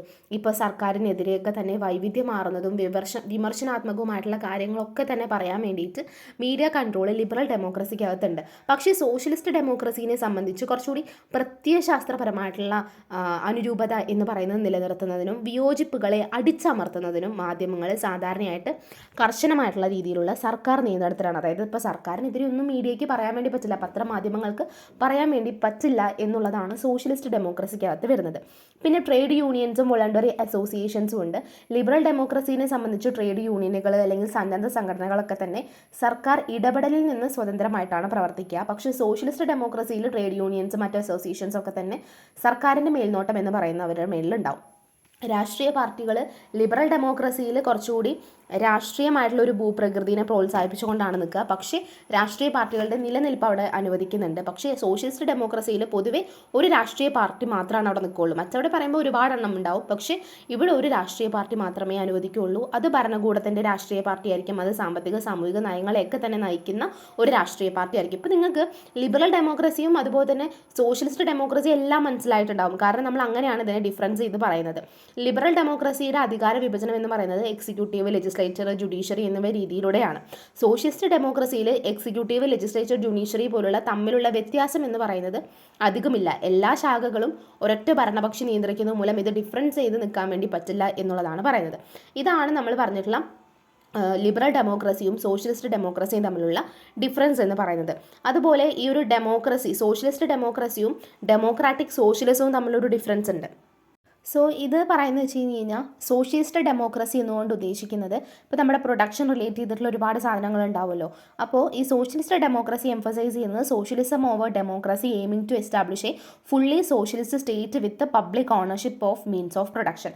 ഉൽപ്പാദന ഉപകരണങ്ങളുടെയൊക്കെ തന്നെ പൊതു ഉടമസ്ഥതയോട് കൂടിയിട്ട് ഒരു സമ്പൂർണ്ണ സോഷ്യലിസ്റ്റ് രാഷ്ട്രം സ്ഥാപിക്കുക എന്ന് ലക്ഷ്യമിട്ടുകൊണ്ടാണ് ജനാധിപത്യത്തെക്കാൾ സോഷ്യലിസത്തിന് ഊന്നൽ നൽകുന്ന ഒന്നാണ് സോഷ്യലിസ്റ്റ് ഡെമോക്രസി എന്ന് പറയുന്നത്. ഇത് ലിബറൽ ആയിട്ടുള്ള ജനാധിപത്യ തത്വങ്ങളെയൊക്കെ തന്നെ എതിർക്കുന്ന ഒന്നാണ് സോഷ്യലിസ്റ്റ് ഡെമോക്രസി എന്ന് പറയുന്നത്. ഡെമോക്രാറ്റിക് സോഷ്യലിസം ഉണ്ട്. ഈ സോഷ്യലിസത്തിൻ്റെയും ലിബറൽ ജനാധിപത്യത്തിൻ്റെയും ഒക്കെ തന്നെ ഘടകങ്ങൾ നിലനിർത്തിക്കൊണ്ട് സോഷ്യലിസത്തിൻ്റെ ജനാധിപത്യ മൂല്യങ്ങളുമായിട്ട് സന്തുലിതമാവുന്ന ഒന്നാണ് ഡെമോക്രാറ്റിക് സോഷ്യലിസം എന്ന് പറയുന്നത്. Balance socialism with democratic value, socialism with democratic values ആണ് democratic socialism. Maintaining elements of both socialism and liberal democracy. Liberal ഡെമോക്രസിയുടെയും സോഷ്യലിസത്തിൻ്റെയും എലമെൻറ്റ്സ് ഉൾക്കൊള്ളുന്നതാണ് ഡെമോക്രാറ്റിക് സോഷ്യലിസം എന്ന് പറയുന്നത്. It seeks to achieve socialism through democratic means rather than the revolution. അതായത് എന്തൊരു കാര്യവും നേടിയെടുക്കാൻ വേണ്ടിയിട്ട് ജനാധിപത്യ മൂല്യങ്ങളുമായിട്ട് അത് സന്തുലിതമാവുന്നു. അതായത് വിപ്ലവത്തെക്കാളും ജനാധിപത്യ മാർഗത്തിലൂടെ സോഷ്യലിസം നേടാൻ വേണ്ടിയിട്ടാണ് ശ്രമിക്കുന്നത്. ഇതൊരു അപ്രോച്ച് ടു പ്രൈവറ്റ് പ്രോപ്പർട്ടി എന്ന് പറയുന്നത് ഡെമോക്രാറ്റിക് സോഷ്യലിസത്തിനെ സംബന്ധിച്ച് ഉൽപ്പാദനത്തിൻ്റെ അല്ലെങ്കിൽ സമ്പൂർണ്ണ പൊതു ഉടമസ്ഥതയോട് കൂടിയിട്ടാണ് സ്വകാര്യ സ്വത്ത് നിർത്തലാക്കുന്നതിനുള്ള രീതിയിലാണ് സോഷ്യലിസ്റ്റ് ഡെമോക്രസിയിൽ നിൽക്കുന്നത്. ഡെമോക്രാറ്റിക് സോഷ്യലിസത്തിനകത്ത് സോഷ്യലിസ്റ്റ് നയങ്ങളൊക്കെ തന്നെ ഒരു ജനാധിപത്യ ചട്ടക്കൂടിനുള്ളിലാണ്, ഒരു ഫ്രെയിംവർക്കിനുള്ളിലാണ് ഇൻക്ലൂഡ് ചെയ്തുകൊണ്ട് തന്നെ സ്വകാര്യ സ്വത്തും ഒന്നിലധികം രാഷ്ട്രീയ പാർട്ടികളും ഡെമോക്രാറ്റിക് സോഷ്യലിസത്തിനകത്ത് അനുവദിക്കുന്നുണ്ട്. ഇവിടുത്തെ രാഷ്ട്രീയ സംവിധാനത്തെ വെച്ച് നോക്കുകയാണെന്നുണ്ടെങ്കിൽ സോഷ്യലിസ്റ്റ് ഡെമോക്രസിയിൽ സാധാരണയായിട്ട് ഒരു ഏകകക്ഷി ആയിട്ടുള്ള ഒരു സമ്പ്രദായമാണ് ഉണ്ടാവുക. അവിടെ ഒരു ഭരണകക്ഷി സർക്കാർ മാത്രമേ ഉണ്ടാവുള്ളൂ. ഡെമോക്രാറ്റിക്കിൽ സ്വതന്ത്രമായിട്ടുള്ള തെരഞ്ഞെടുപ്പ് ഉണ്ടാവും, പത്രസ്വാതന്ത്ര്യം ഉണ്ടാവും, പൗരസ്വാതന്ത്ര്യം ഉണ്ടാവും. ജനാധിപത്യ തത്വങ്ങളൊക്കെ തന്നെ ഉയർത്തിപ്പിടിക്കുന്ന തരത്തിലുള്ള ഒരു ബഹുകക്ഷി സംവിധാനമാണ് അവിടെ കാണാൻ വേണ്ടി പറ്റുക. സാമ്പത്തികമായിട്ടുള്ള നിയന്ത്രണങ്ങൾ ഉണ്ടാവും. സോഷ്യലിസ്റ്റ് ഡെമോക്രസിയിൽ എല്ലാ സാമ്പത്തിക സ്രോതസ്സും വ്യവസായവും ഭരണകൂടമാണ് നിയന്ത്രിക്കുക. ഡെമോക്രാറ്റിക്കിൽ എന്താണ്, പലതരത്തിലുള്ള സാമൂഹ്യക്ഷേമ പരിപാടികളിലൂടെ സാമ്പത്തിക അസമത്വം കുറയ്ക്കാൻ വേണ്ടി ലക്ഷ്യമിട്ടുകൊണ്ട് പൊതു സ്വകാര്യ മേഖലകൾ എന്ത് ചെയ്യുന്നുണ്ട്, കോപ്പറേറ്റ് ചെയ്തിട്ടാണ്, അവർ ഒരുമിച്ച് വർക്ക് ചെയ്തിട്ടാണ് എന്ത് ചെയ്യുന്നത്, സാമ്പത്തികമായിട്ടുള്ള നിയന്ത്രണം കൊണ്ടുവരുന്നത്. സോഷ്യലിസ്റ്റ് ഡെമോക്രസീനെ സംബന്ധിച്ച് പലതരത്തിലുള്ള മുതലാളിത്ത ഘടനകളെയൊക്കെ തന്നെ അട്ടിമറിക്കാനുള്ള വിപ്ലവകരമായിട്ടുള്ള രീതികളെ പിന്തുണയ്ക്കുന്നുണ്ട് സോഷ്യലിസ്റ്റ് ഡെമോക്രസിയിൽ. ഡെമോക്രാറ്റിക് സോഷ്യലിസത്തിൽ അക്രമം എന്ന് പറയുന്നൊന്നുമില്ല. അതിൻ്റെ ലക്ഷ്യങ്ങൾ നേടുന്നതിന് വേണ്ടിയിട്ട് സമാധാനപരവും ജനാധിപത്യപരമായിട്ടുള്ള പരിഷ്കാരങ്ങളാണ് ഡെമോക്രാറ്റിക് സോഷ്യലിസത്തിനകത്ത് ആളുകൾ കൊണ്ടുവരിക. സോഷ്യലിസ്റ്റ് ഡെമോക്രസിക്കകത്ത് Soviet unions, republic of China, ഇതൊക്കെ തന്നെ സോഷ്യലിസ്റ്റ് ഘട്ടങ്ങളിൽ ഉണ്ടായവയാണ്. ഡെമോക്രാറ്റിക് സോഷ്യലിസത്തിൽ യുണൈറ്റഡ് കിങ്ഡം, ഫ്രാൻസ്, ഇന്ത്യ, ഇതൊക്കെ തന്നെ ഡെമോക്രാറ്റിക് സോഷ്യലിസം ഫോളോ ചെയ്യുന്ന രാജ്യങ്ങളാണ് എന്ന് പറയാം. ഇനി വാട്ട് ഈസ് പബ്ലിക് ഒപ്പീനിയൻ എന്നാണ് നമ്മൾ പറയാൻ വേണ്ടി പോകുന്നത്. പബ്ലിക് ഒപ്പീനിയൻ എന്ന് പറയുന്നത് ഡെമോക്രസിയിൽ എത്രത്തോളം റോൾ ഉണ്ടെന്നുള്ളത്. അതായത് പബ്ലിക് ഒപ്പീനിയൻ, പബ്ലിക് ആരാണ്, നമ്മളാണ്, പൊതുജനങ്ങളാണ്. ആ പൊതുജനങ്ങളുടെ അഭിപ്രായത്തെക്കുറിച്ചിട്ടാണ് നമ്മൾ ഡിസ്കസ് ചെയ്യുന്നത്. രാഷ്ട്രീയപരമായിട്ടുള്ള പ്രശ്നങ്ങളെയും വിഷയങ്ങളെയും കുറിച്ചുള്ള നമ്മുടെ ഓരോരുത്തരുടെയും മനോഭാവങ്ങളും വിശ്വാസങ്ങളുടെയും ഒരു കളക്ഷനാണ് പൊതുജന അഭിപ്രായം എന്ന് പറയുന്നത്. ജനാധിപത്യ സമൂഹങ്ങളിൽ നിന്ന് ഇതിൽ നിർണായകമായിട്ടുള്ളൊരു പങ്കുണ്ട്. സർക്കാരിൻ്റെ നയങ്ങൾ, പ്രവർത്തനങ്ങൾ, ഇതൊക്കെ തന്നെ അതിലൊക്കെ തന്നെ ഉള്ളൊരു മാർഗനിർദ്ദേശം എന്ന് പറയുന്നത് പബ്ലിക് ഒപ്പീനിയനാണ്. ഫ്രഞ്ച് വിപ്ലവ കാലത്ത് ജീൻ ജാക്വസ് റൂസോയെ പോലുള്ള ചിന്തകരാണ് പൊതുജന അഭിപ്രായം എന്ന് പറയുന്ന ഒരു പദത്തെ കുറച്ചുകൂടി ആളുകളിലേക്ക് എത്തിക്കുന്നത്. ഇനി ഇതിൻ്റെ റോൾ എന്താ ചോദിച്ചു കഴിഞ്ഞാൽ ഫൗണ്ടേഷൻ ഓഫ് ഡെമോക്രാറ്റിക് ഗവേണൻസ്. സർക്കാരിൻ്റെ നയങ്ങൾ എത്രത്തോളം ഫലപ്രദമാണ്, ജനങ്ങളുടെ ഇൻട്രസ്റ്റ് അതിനെ പ്രതിഫലിപ്പിക്കുന്നുണ്ടോ, ഇതൊക്കെ തന്നെ ഉറപ്പാക്കാൻ വേണ്ടിയിട്ടാണ് പൊതുജനാഭിപ്രായം എടുക്കുന്നത്. അതുപോലെ സർക്കാർ നടപടികളെ നയിക്കുന്നുണ്ട്. നിലവിലുള്ള പൊതുജനാഭിപ്രായത്തിന് അനുസൃതമായിട്ട് ഡെമോക്രസി ഉപയോഗിച്ചിട്ട് സംവിധാനങ്ങളിൽ സർക്കാർ അവരുടെ നയങ്ങൾ രൂപപ്പെടുത്തുമെന്ന് പ്രതീക്ഷിക്കുന്നു. അപ്പോൾ ആ ഒരു റിഫ്ലക്ഷൻ എന്ന് പറയുന്ന കാര്യമാണ് നമുക്കിവിടെ കാണാൻ വേണ്ടി പറ്റുക. തിരഞ്ഞെടുപ്പ് സമയത്ത് പൊതുജന അഭിപ്രായം വളരെയധികം പ്രധാനപ്പെട്ടതാണ്. കാരണം വോട്ടുകൾ ആകർഷിക്കാൻ വേണ്ടിയിട്ട് രാഷ്ട്രീയ പാർട്ടികൾ എന്ത് ചെയ്യും, അവരുടെ പ്ലാറ്റ്ഫോംസ് രൂപപ്പെടുത്തുകയും പൊതുജന അഭിപ്രായത്തിലെ മാറ്റം എന്ന് പറയുന്നത് അവരുടെ ഓരോ സ്ഥാപനങ്ങളിലേക്കും വിജയത്തിലേക്കും പരാജയത്തിലേക്കും ഒക്കെ എത്തിക്കുന്നു എന്ന് പറയുന്നുണ്ട്. ആഗോളമായിട്ടുള്ള ഒരു സ്വാധീനമുണ്ട് പബ്ലിക് ഒപ്പീനിയന്. കാരണം ദേശീയ അതിർത്തികൾക്കപ്പുറത്ത് പൊതുജന അഭിപ്രായം എന്ന് പറയുന്നത് ഇൻ്റർനാഷണൽ റിലേഷൻസിനെയും നയങ്ങളെയും സ്വാധീനിക്കുന്നുണ്ട്. മുതലാളിത്തവും സോഷ്യലിസ്റ്റ് സംവിധാനങ്ങൾ പോലുള്ള അത്തരത്തിലുള്ള ഒരുപാട് പ്രത്യയ ശാസ്ത്രങ്ങളിൽ ഉണ്ടാവുന്ന വിഭജനം എന്ന് പറയുന്നത് ഇൻ്റർനാഷണലി ഒരു പൊതുജന അഭിപ്രായം നേടിയെടുക്കാൻ വേണ്ടിയിട്ടും രൂപപ്പെടുത്താൻ വേണ്ടിയിട്ടും കാരണമാവുന്നു. സോ ഇൻ്റർനാഷണൽ ആയിട്ടുള്ള റിലേഷൻസിലും നയങ്ങളും സ്വാധീനിക്കാൻ വേണ്ടിയിട്ട് പബ്ലിക് ഒപ്പീനിയന് കഴിയുമെന്നാണ് പറയുന്നത്. അപ്പോൾ റോൾ ഓഫ് പബ്ലിക് ഒപ്പീനിയനിൽ നമ്മൾ പറഞ്ഞു ഫൗണ്ടേഷൻ ഓഫ് ഡെമോക്രാറ്റിക് ഗവേണൻസ്, അതുപോലെ തന്നെ guiding government actions, election influence, അതുപോലെ ഇൻ്റർനാഷണൽ ലെവലിലുള്ള ഇൻഫ്ലുവൻസ്. ഇനി ആരൊക്കെയാണ് ഏജൻറ്റ്സ് ഓഫ് പബ്ലിക് ഒപ്പീനിയൻ എന്ന് പറയുന്നത്? എങ്ങനെയാണ് പബ്ലിക് ഒപ്പീനിയൻ, അതായത് പൊതുജന അഭിപ്രായം കളക്ട് ചെയ്തുകൊണ്ടിരിക്കുന്നത്? ഫസ്റ്റ് വൺ എന്ന് പറയുന്നത് പ്രസ്സാണ്. പത്രങ്ങൾ, മാസികകൾ, ഓൺലൈൻ മാധ്യമങ്ങൾ, ഇതൊക്കെ തന്നെ പൊതുജന അഭിപ്രായം എന്ന് പറയുന്നത് നേടിയെടുക്കാനുള്ള ഒരു പ്രാഥമിക ഏജൻസ് ആണെന്ന് പറയാം. വിവിധ കാഴ്ചപ്പാടുകൾ, പൊതു കാഴ്ചപ്പാടുകളൊക്കെ തന്നെ രൂപപ്പെടുത്തുന്നത് ഇവരാണ്. സിനിമകൾ, ഡോക്യുമെൻ്ററികൾ, അതുപോലെ കഥ പറച്ചിലൂടെയും വിഷ്വൽ എഫക്ട്സിലൂടെയൊക്കെ തന്നെ അവിടെയുള്ള സാമൂഹികവും രാഷ്ട്രീയവും സാംസ്കാരികമായിട്ടുള്ള പ്രശ്നങ്ങൾ എന്ത് ചെയ്യുന്നുണ്ട്, പൊതുജനങ്ങളുടെ മനോഭാവങ്ങളെയും വിശ്വാസങ്ങളെയും സ്വാധീനിക്കാം. നമുക്കിത് അറിയാലോ. കാരണം ചില സമയത്ത് സിനിമകളൊക്കെ തന്നെ നമ്മുടെ സമൂഹമായിട്ട് റിലേറ്റ് ചെയ്തിട്ടാണ് വരുന്നത്. റേഡിയോ, ടെലിവിഷൻ, ഇൻ്റർനെറ്റ് ഇത്തരത്തിലുള്ള ഡിജിറ്റൽ പ്ലാറ്റ്ഫോംസിലൂടെ വിവരങ്ങൾ പ്രചരിപ്പിക്കുന്നതിനും പൊതുവായിട്ടുള്ള രീതിയിൽ ആളുകളെ കളക്ട് ചെയ്തിട്ട് അവരിലേക്ക് അവരുടേതായിട്ടുള്ള രീതിയിലുള്ള, ഇപ്പോൾ നമ്മുടെ ഓരോ പൊളിറ്റിക്കൽ പാർട്ടീസും നൽകേണ്ടത് എന്താണോ അത്തരത്തിലുള്ള മെസ്സേജസ് നൽകാൻ വേണ്ടിയിട്ട് പറ്റുന്നുണ്ട്. പിന്നെ രാഷ്ട്രീയ പാർട്ടികൾ പബ്ലിക് ഒപ്പീനിയൻ രൂപപ്പെടുത്തുന്നതിൽ ഏറ്റവും അധികം റിഫ്ലക്ട് ചെയ്യുന്നത് രാഷ്ട്രീയ പാർട്ടികളാണ്. കാരണം എന്താണെന്ന് വെച്ച് കഴിഞ്ഞാൽ അവരാണ് പ്രചരിപ്പിക്കുന്നത്, പല കാര്യങ്ങളും സംഘടിപ്പിക്കുകയും നയങ്ങൾ അവതരിപ്പിക്കുകയും ഒക്കെ ചെയ്യുന്നത് അവരാണ്.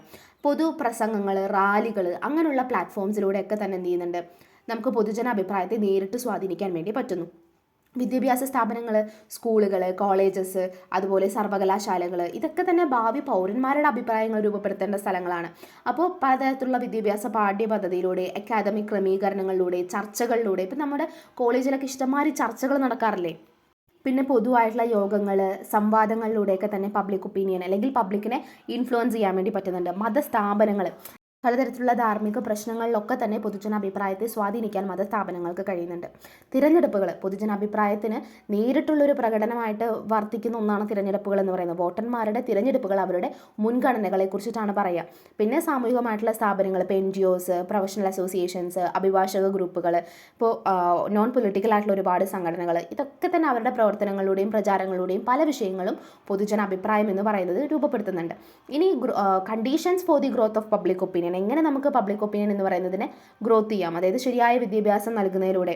പിന്നെ പോവേർട്ടി ഇല്ലാണ്ടായി കഴിഞ്ഞാൽ, അതായത് നമുക്കറിയാം പോവേർട്ടി ഒക്കെ ഉണ്ടെന്നുണ്ടെങ്കിൽ നമ്മുടെ ആദ്യത്തെ ഇഷ്യൂ എന്ന് പറയുന്നത് നമ്മുടെ പോവേർട്ടി ഇല്ലാണ്ടാക്കുക എന്നുള്ളതാണ്. അല്ലാണ്ട് നമുക്കിപ്പോൾ പബ്ലിക് ഒപ്പീനിയൻ ഉണ്ടാക്കി കൊടുക്കുക, വോട്ട് ചെയ്യാൻ പോകുക എന്നൊക്കെ പറയുന്നത് ഒരു ദാരിദ്ര്യം അനുഭവിക്കുന്ന ഒരാളെ സംബന്ധിച്ച് ഒന്നുമല്ല. അപ്പോൾ ദാരിദ്ര്യത്തിൻ്റെ അഭാവത്തോട് കൂടിയിട്ട് നമുക്ക് എന്ത് ചെയ്യാൻ വേണ്ടി പറ്റും, പബ്ലിക് ഒപ്പീനിയൻ ഉണ്ടാക്കിയെടുക്കാൻ വേണ്ടി പറ്റും. ഓരോരുത്തരുടെ ഇൻട്രസ്റ്റുകൾ, ജനങ്ങൾക്കിടയിൽ പൊതുവായിട്ടുള്ള രീതിയിലൊരു ഉദ്ദേശബോധവും പങ്കിട്ട താല്പര്യങ്ങളൊക്കെ വരുന്ന സമയത്ത് എന്ത് ചെയ്യും, പബ്ലിക് ഒപ്പീനിയൻ വരും. പിന്നെ സ്വതന്ത്രവും നിഷ്പക്ഷവുമായിട്ടുള്ള പ്രസ്, അതായത് നമ്മളെല്ലാ വാർത്തകളും അറിയുന്നത് ന്യൂസ് പേപ്പേഴ്സിലൂടെയാണ് അല്ലേ, പലതരത്തിലുള്ള വാർത്താ മാധ്യമങ്ങളിലൂടെ. അപ്പോൾ ഇവരൊക്കെ തന്നെ നല്ല രീതിയിൽ അത് പ്രസൻറ്റ് ചെയ്യുകയാണെന്നുണ്ടെങ്കിൽ, അല്ലെങ്കിൽ കൃത്യമായിട്ടുള്ള രീതിയിൽ സത്യമായിട്ടുള്ള രീതിയിൽ പ്രസൻറ്റ് ചെയ്യുകയാണെന്നുണ്ടെങ്കിൽ നമുക്ക് നമ്മുടേതായിട്ടുള്ള ഒരു അഭിപ്രായം അതിനകത്ത് ഉണ്ടാവും. അതുപോലെ തന്നെ രാഷ്ട്രീയ പാർട്ടികൾ, മികച്ചതും ഉത്തരവാദിത്വമുള്ള രാഷ്ട്രീയ പാർട്ടികളിലൂടെ നമുക്ക് പബ്ലിക് ഒപ്പീനിയൻ ഉണ്ടാക്കിയെടുക്കാൻ വേണ്ടി പറ്റും. Role of public opinion in democracy എന്ന് പറയുമ്പോൾ പല വിഷയങ്ങളിലും വ്യക്തികളുടെ കൂട്ടായിട്ടുള്ള ഓരോ ഒപ്പീനിയൻസും അവരുടെ വിശ്വാസവും ഒക്കെ തന്നെ പറയുന്നതാണ് പൊതുജനാഭിപ്രായം എന്ന് പറയുന്നത് അല്ലേ. അപ്പോൾ ജനാധിപത്യ സംവിധാനങ്ങളിൽ നിർണായകമായിട്ടുള്ള പങ്ക് വഹിക്കാൻ വേണ്ടിയിട്ട് ഈ ഒരു പബ്ലിക് ഒപ്പീനിയന് കഴിയുന്നുണ്ട്. അപ്പോൾ ജനങ്ങളുടെ ഗവൺമെൻറ് ആണെന്നൊക്കെ പറയുന്നത് പോലെ പലപ്പോഴും വിശേഷിപ്പിക്കപ്പെടുന്ന ജനാധിപത്യം അതിൻ്റെ പൗരന്മാരുടെ ഇച്ഛാശക്തിയെയും അഭിപ്രായങ്ങളെയും അന്തർലീനമായിട്ട് ആശ്രയിച്ചിരിക്കുന്നു. അപ്പോൾ ഈ ഒരു സന്ദർഭത്തിൽ പൊതുജനാഭിപ്രായം എന്ന് പറയുന്നത് പൗരന്മാർ അവരുടെ സർക്കാർ നയങ്ങളെയും പ്രവർത്തനങ്ങളെയും ഒക്കെ സ്വാധീനിക്കുന്ന ഒന്നായിട്ടാണ് നിൽക്കുന്നത്. ഇനി ഫങ്ഷൻസ് ഓഫ് പബ്ലിക് ഒപ്പീനിയൻ, അതായത് നയപരമായിട്ടുള്ള തീരുമാനങ്ങൾക്ക് മാർഗനിർദ്ദേശം നൽകാൻ വേണ്ടിയിട്ട് പബ്ലിക് ഒപ്പീനിയന് കഴിയുന്നുണ്ട്. നേതാക്കളെ ഉത്തരവാദികളാക്കാൻ വേണ്ടി പറ്റും. അതായത് കുറച്ചുകൂടി പൊതുജനാഭിപ്രായം എന്ന് പറയുന്ന രാഷ്ട്രീയ അധികാരത്തിന്മേലുള്ളൊരു പരിശോധനയായിട്ട് പ്രവർത്തിക്കുമ്പോൾ പൗരന്മാരുടെ അവരുടെ നേതാക്കൾ എന്ത് ചെയ്യും, കൃത്യമായിട്ടുള്ള രീതിയിൽ അവർ സാറ്റിസ്ഫൈഡ് ആണോ നോക്കും. അതായത് ഓരോ പൗരനും ഈ നേതാവിൻ്റെ മുകളിൽ സംതൃപ്തരാണോ എന്ന് നോക്കും. അല്ലെങ്കിൽ എന്ത് ചെയ്യും, അവർ പ്രതിഷേധവും പൊതുസംവാദങ്ങളും നടത്തും. അപ്പോൾ നേതാക്കളെ കുറച്ചുകൂടി ഉത്തരവാദിത്വമുള്ളവരാക്കി എടുക്കാൻ വേണ്ടിയിട്ട് പറ്റുന്നുണ്ട്. തിരഞ്ഞെടുപ്പിനെ സ്വാധീനിക്കാം പബ്ലിക് ഒപ്പീനിയൻ വെച്ചിട്ട്. അതുപോലെ പൗര ഇടപെടൽ പ്രോത്സാഹിപ്പിക്കുക, അതായത് പൊതുജനാഭിപ്രായം എന്ന് പറയുന്നത് ഓരോ സിറ്റിസൻ്റെയും പങ്കാളിത്തത്തിനെയാണ് സൂചിപ്പിക്കുന്നത്. അങ്ങനെ പ്രോത്സാഹിപ്പിക്കുന്നു. പൊതുപ്രശ്നങ്ങളെക്കുറിച്ച് പൗരന്മാരെ അറിയിക്കുകയും അഭിപ്രായം അറിയിക്കുകയും ചെയ്യുമ്പോൾ വോട്ടിങ്ങിലൂടെയോ അല്ലെങ്കിൽ മീറ്റിംഗ്സിലൂടെയൊക്കെ തന്നെ പങ്കെടുക്കുന്നതിലൂടെ എന്ത് ചെയ്യാൻ വേണ്ടി പറ്റും, ജനാധിപത്യ പ്രക്രിയയിൽ പങ്കെടുക്കാനുള്ള ഒരു സാധ്യത കൂടുതലാണ്. സാമൂഹികമായിട്ടുള്ള മൂല്യങ്ങളെ റിഫ്ലക്റ്റ് ചെയ്യാൻ വേണ്ടിയിട്ട് പൊതുജനാഭിപ്രായത്തിലൂടെ പറ്റും. പലതരത്തിലുള്ള വെല്ലുവിളികൾ പൊതുജനാഭിപ്രായം നേരിടുന്നുണ്ട്. അതായത് ജനാധിപത്യത്തിൻ്റെ അവിഭാജ്യ ഘടകമാണ് പബ്ലിക് ഒപ്പീനിയൻ എന്ന് പറയുമ്പോഴും പൊതുജനാഭിപ്രായം എന്ന് പറയുന്നത് പലതരത്തിലുള്ള വികാരങ്ങൾ കൊണ്ട്, അതായത് ഇമോഷൻസ് ബേസ് ചെയ്തിട്ട് നോക്കുമ്പോൾ ചിലപ്പോൾ തെറ്റായിട്ടുള്ള രീതിയിൽ വരാം, അല്ലെങ്കിൽ തെറ്റായിട്ടുള്ള വിവരങ്ങൾ ലഭിക്കുന്ന മൂലം അവരുടെ ഒപ്പീനിയൻ മാറാം. പ്രചാരണം എന്ന് പറയുന്നത് തെറ്റായിട്ടുള്ള രീതിയിൽ കൊടുക്കുമ്പോഴോ അല്ലെങ്കിൽ സ്വാധീനിക്കപ്പെടുകയോ ചെയ്യാൻ വേണ്ടി പറ്റും. പിന്നെ സാക്ഷരത അല്ലാത്ത ആളുകൾ എന്ന് പറയുന്നത് അവർ ഈ നിരക്ഷരത നിരക്കുകൾ എന്ന് പറയുന്നത് എപ്പോഴും പക്ഷപാതരഹിതമായിട്ടുള്ള രീതിയിലുള്ള വിവരങ്ങളിലേക്കാണ് അവർ മാറുക. പിന്നെ മൊത്തത്തിലെ പൊതുജനാഭിപ്രായം എല്ലായ്പ്പോഴും അറിവുള്ളതോ യുക്തിസഹമോ ആയിട്ടുള്ള രീതിയിലുള്ള വിധിന്യായങ്ങളെ പ്രതിഫലിപ്പിക്കണമെന്നില്ല. കാരണം ദീർഘകാല നേട്ടങ്ങളെക്കാളും ഹ്രസ്വകാല നേട്ടങ്ങൾക്ക് മുൻഗണന നൽകുന്ന ജനപ്രിയ നയങ്ങളിലേക്ക് ഈ ഒരു കാര്യം നയിച്ചേക്കാം എന്നാണ് പറയുന്നത്. ഇനി role of media shaping public opinion, അതായത് അച്ചടി, ഇലക്ട്രോണിക്, ഡിജിറ്റൽ പ്ലാറ്റ്ഫോംസ് ഒക്കെ തന്നെ ഉൾക്കൊള്ളുന്ന ഈ ഒരു മാധ്യമങ്ങൾ എന്ന് പറയുന്നത് പൊതുജനാഭിപ്രായം രൂപപ്പെടുത്തുന്നതിലും പ്രചരിപ്പിക്കുന്നതിലും വലിയ തരത്തിലുള്ള പങ്കാണ് വഹിക്കുന്നത്. ഇപ്പോൾ പത്രമാവട്ടെ, റേഡിയോ ആവട്ടെ, ടെലിവിഷൻ ആവട്ടെ, ഇൻ്റർനെറ്റ് ആവട്ടെ, എല്ലാ ഇത്തരത്തിലുള്ള മീഡിയാസും സമകാലിക സംഭവങ്ങളെക്കുറിച്ചിട്ടും സർക്കാരിൻ്റെ നയങ്ങളെക്കുറിച്ചിട്ടും രാഷ്ട്രീയ സംഭവ വികാസങ്ങളെക്കുറിച്ചിട്ടും ഒക്കെ തന്നെ പൊതുജനങ്ങളെ അറിയിക്കുന്നുണ്ട്. അപ്പോൾ വൈവിധ്യമാർന്ന വീക്ഷണങ്ങൾ എന്ന് പറയുന്നത് പ്രക്ഷേപണം ചെയ്യാനും പരിഗണിക്കാനും അനുവദിക്കുന്ന ഒരു പൊതുസംവാദത്തിനും ചർച്ചയ്ക്കുമുള്ള ഒരു വേദിയായിട്ട് മാധ്യമങ്ങൾ പ്രവർത്തിക്കുന്നുണ്ട്. ഇപ്പോൾ നിങ്ങൾ ചില ന്യൂസ് ചാനൽസ് ഒക്കെ കാണുമ്പോൾ നിങ്ങൾക്ക് മനസ്സിലാവും, അവർ അവരുടേതായിട്ടുള്ള രീതിയിൽ കൃത്യമായിട്ടുള്ള അജണ്ട അവർ പറയാറുണ്ട് അല്ലേ. അതായത് ചില റീഡേഴ്സ്, അതായത് ചില അവതാരകന്മാരൊക്കെ തന്നെ അവരുടേതായിട്ടുള്ള പൊളിറ്റിക്കൽ പാർട്ടീസും അവരുടെ പിൻബലത്തെക്കുറിച്ചിട്ടൊക്കെ പറയുന്നുണ്ട്. തിരഞ്ഞെടുപ്പ് സമയത്തൊക്കെ തന്നെ നമ്മളത് കേൾക്കാറുണ്ട്. സോ അവരുടേതായിട്ടുള്ള രീതിയിലെല്ലാം പരിഗണിക്കുകയും ഒക്കെ ചെയ്യുന്ന ഒരു വേദിയായിട്ട് അത് മാറുകയാണ്. അപ്പോൾ അച്ചടി മാധ്യമങ്ങളാവട്ടെ, ഇലക്ട്രോണിക് മീഡിയ ആവട്ടെ, എല്ലാം തന്നെ പബ്ലിക് ഒപ്പീനിയൻ ഷേപ്പ് ചെയ്യുന്നതിൽ വളരെയധികം പങ്ക് വഹിക്കുന്നുണ്ട്. അപ്പോൾ role of media and shaping public opinion എന്ന് പറയുന്നതിൽ എന്തായാലും ചോദിക്കാവുന്ന ഒരു ക്വസ്റ്റ്യൻ ആണ്. അപ്പോൾ എന്താണ് പബ്ലിക് ഒപ്പീനിയൻ എന്ന് എഴുതണം. അതുപോലെ തന്നെ കണ്ടീഷൻസും എഴുതി അതിൽ മീഡിയയുടെ റോൾ എന്നുള്ള രീതിയിൽ എഴുതിയിട്ട് ഇത്തരത്തിലുള്ള ഓരോ കാര്യങ്ങളും പോയിന്റ് ഔട്ട് ചെയ്ത് എഴുതുക. എക്സാമ്പിളായിട്ട് നിങ്ങൾക്ക് ഇലക്ഷൻസ് ഒക്കെ വെച്ചിട്ട് നിങ്ങൾക്ക് എഴുതാവുന്നതാണ്. അപ്പോൾ ഓവറോൾ ആയിട്ട് ഇത്രയാണ് നമുക്ക് ഈ ഒരു ചാപ്റ്ററിനകത്ത് പഠിക്കാനുള്ളൂ.